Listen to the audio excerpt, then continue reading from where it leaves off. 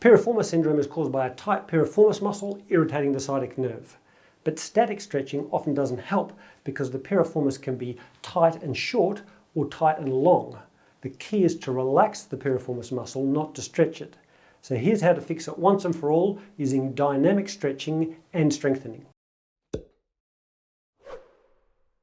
If you have pain right in the middle of the gluteal region and possibly into the back of the thigh, it's tended to press, it tends to hurt while you're sitting, and it hurts in that area when you stretch the piriformis, it's very likely that you have piriformis syndrome. A tight piriformis can come from overuse, like in running, or from compression from sitting all day.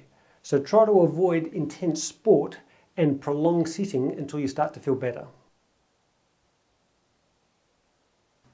Let's start off with the gentlest technique by sitting on a low chair and crossing your leg and pulling your knee slowly towards your chest, but resisting with your piriformis, with your leg muscles, the other way.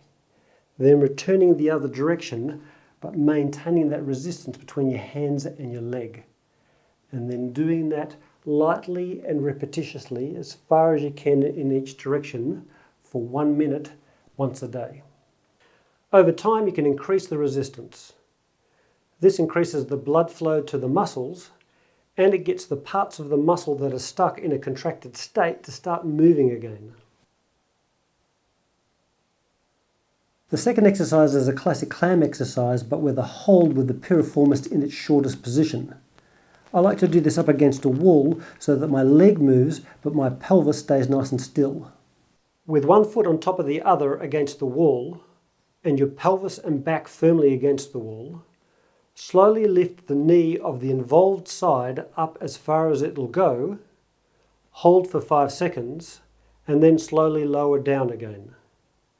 Do this about 10 times, once a day, but over time, increase the hold time from about 5 seconds to more like 10 seconds. You want to feel a light burn of the muscle as you hold the last few reps, but nothing more. Next is bridges with external rotation. You can do this with a light elastic band, but if you can't get a hold of a flexible band, you can just use your hands to gently resist. Start with your feet pelvis width apart, and as you lift, separate your knees against the light resistance. Hold for a few seconds, and then go back the other way. Again, slowly is the key to give the tight, contracted parts of the muscle time to let go and start moving in a healthy way again. Do 10 or so once a day until you feel a bit of light muscle fatigue. Over time, you can increase the hold to 5 seconds and then possibly even 10 seconds. The last exercise is a little bit more intense, so I usually recommend waiting a few days before starting this next exercise, particularly in bad cases. We don't want to do too much at the start. The piriformis abducts the leg during hip flexion, so now we want to include that movement. In the tabletop position, simply bring the knee and the lower leg straight out to the side, and then lower it again. And repeat that several times slowly, once a day, until you get a light burn in the middle of your glutes. Don't overdo the exercises in the first few days.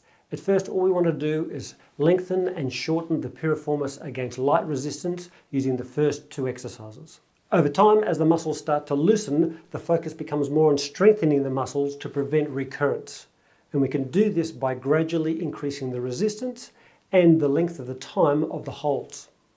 Anyway, I hope that helps. If you like the video, please consider liking and subscribing because it always helps. And let me know how you go in the comment section below. Okay, cheers. As far as you can, and then go back the other way. Wow!